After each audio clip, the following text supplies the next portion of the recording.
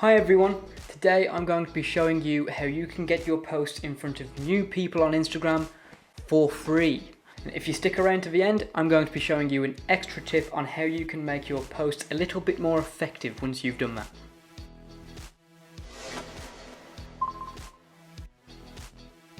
I'm Jared Lambie from Punk Tech, and I'm here to teach you all the things you need to know to get your social media marketing on track and increase your following. I help businesses realize their full potential online through social media marketing consultations and management solutions. So let's jump into today's video. There's a little bit of debate going on at the minute on how effective hashtags really are on Instagram. A lot of people are saying you get a lot more reach through the explore page and through suggested posts. But here's the thing, hashtags are free. They put you in front of new people that you can target specifically per post, and it doesn't cost you anything. So why aren't you using them properly? Instagram lets you have 30 hashtags per post, so that's 30 different opportunities to put your post in front of new people who don't already follow your page, so try not to waste them. There are a few different types of hashtags you should be using to expand your reach on Instagram. Some of those are industry hashtags, location hashtags, special day hashtags, and hashtags that your followers follow. Industry hashtags are the ones I see people using most commonly, especially people who still haven't quite figured out how to use them in the most effective way. Industry hashtags are specific to the area that you work in. So it's like a photographer using hashtag photographer. I suppose the logic here is that if someone on Instagram was looking for a photographer, they could type photographer in the search bar and you might come up. But that's not really how it works. The whole point of organic social media marketing is to connect with the people who aren't searching for your services already. The real reason you should be using industry hashtags is to build a community within your field. You should be viewing them as colleagues with a similar goal, not competitors. Through this, you can also use them as a learning resource. Maybe they see things in a slightly different way from you, and they can point out a different way to work that you haven't thought of yet. Location hashtags are pretty self-explanatory. This is using hashtags for your local area, the area you operate in, or the area where your picture was taken. You can combine these with your industry. So to follow on with a photographer example, you could say hashtag Birmingham photographers to get in front of all the people in Birmingham who are photographers.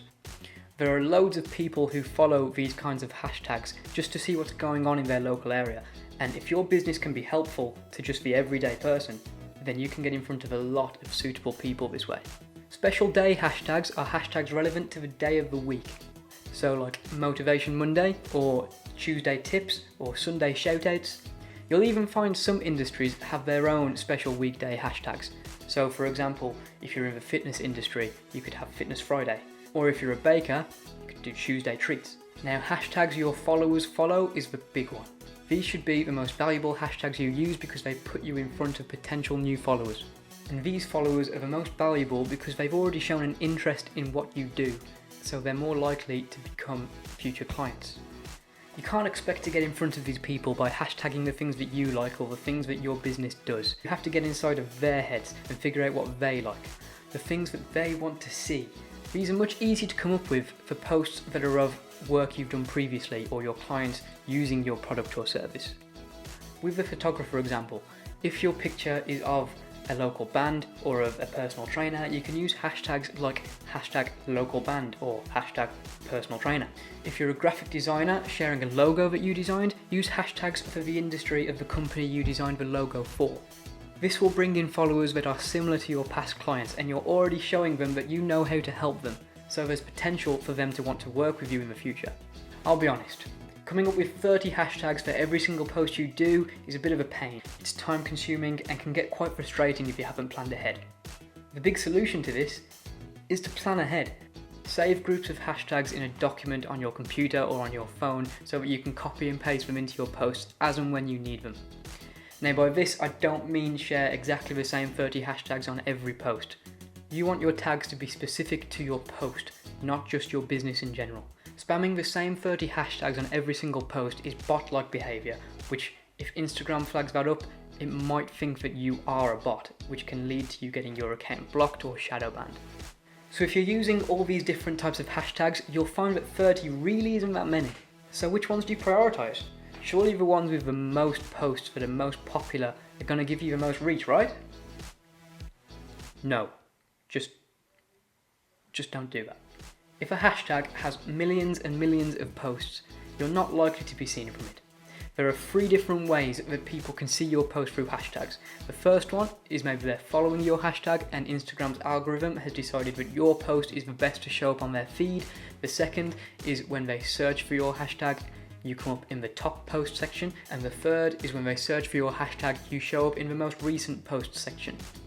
Now, if a hashtag is really popular and has loads and loads of posts coming through, you're not going to stay in the most recent section for very long. It'll be gone just because of the sheer volume of posts coming through constantly. As for the other 2, if there are too many posts that have much higher engagement than you because they come from much bigger accounts with massive followings, you haven't got much hope of showing up in their feed. Also, large tags attract bots. You know those automatic comments that say things like great content with a little fire emoji, or so true, inbox me to collaborate. Now, to be honest, I don't really mind them all that much because if you respond to every comment a bot leaves with 3 or more words pretty quickly, it will boost your engagement a little bit. But if this starts happening too much and you have too much bot activity on your page, that is another way your account could be flagged. And it's also just a bit annoying. Feel free to use a couple of bigger hashtags on your posts, but don't waste most of your tags on them. You want a healthy range of all different popularity levels in your 30 tags. I find that a good thing to aim for is below 500,000 posts, but don't be afraid to use tags that are less popular with around 1,000 posts, because if there are any people who are following those tags, they're going to be really dedicated and they're going to be really interested in what you have to say. Now, there's one type of hashtag I still haven't mentioned, and that is your own brand hashtags. These can be brilliant and really effective when they're used correctly, because they can build a really strong community amongst your followers and fans. However, I am constantly seeing businesses overuse them. If you have one single hashtag to represent your entire company and you use it on every single post you put out, it basically defeats the point of having a hashtag in the first place. Because if people wanted to see all of your posts grouped together in one place, they can just go to your profile for that. Your own hashtags can be for a specific service you offer, a specific product, or a specific campaign you're running, so that if someone is only interested in one area of the things that you do, they can search for that hashtag and find all your relevant posts in one place. The other reason you might have your own hashtag is so that your customers can post about your services and you can have a collection of all those posts in one place. So it almost works as like a review section on Instagram. If someone searches that hashtag, they're going to find all your clients saying all great things about your business. With this kind of hashtag, you really want to push it off of Instagram. Every time you sell to a customer or work with a client, you should encourage them to post about it and use your hashtag. If you have marketing materials that you put out physically outside of Instagram, put your hashtag on it. So that's flyers, stickers, packaging, stick your hashtag on it. It will encourage your client to take a picture, post it with the hashtag. Now, this hashtag, it is a good idea to use it yourself occasionally just to encourage your followers to start using it as well, but you should probably separate it from the rest of your hashtags in your post. Like I said before, using it on every single post you make almost defeats the point. So now you should have a bit of a better idea of how to utilize hashtags on Instagram. But what do you do once you've got your post in front of people? How do you make sure it's effective? Before I tell you, just make sure you've hit that subscribe link and click the bell so you don't miss any of our upcoming content on how to utilize your social media marketing. And if you found this video helpful, just give it a big thumbs up. Now, you need to be structuring your posts. Decide what the purpose of the post you're putting out there is. Are you trying to make a sale, or are you trying to just provide a bit of value to your followers and to attract new followers? Use this decision to decide if you're going to be using a small or large caption. If you're using a small caption, which can be great for making sales or for directing people off of the platform to somewhere else you want them to go, you need to make sure that the image or images provide enough value on their own and that they contain enough information so that the client knows what they need to do. If it's a longer caption, make sure that you break up the text so that it's easy to read and nice to look at. Nobody enjoys reading a massive block of text. Your post needs to grab people's attention with a strong headline. It needs to generate interest by telling people why they should be reading. It needs to create desire by delivering on that interest and holding it with content. And it needs to have a call to action so that people know exactly what they should do after they've finished reading. If you think after a long caption that the 30 hashtags at the bottom of the post just looks a little bit messy, then you can just stick them in the first comment of the post and it will have the same effect. There is no benefit either way, it is just what you prefer. So that's it for today's video. I really hope you've gained something from this and that you feel ready to go out there on Instagram and attract new followers and grow your business online.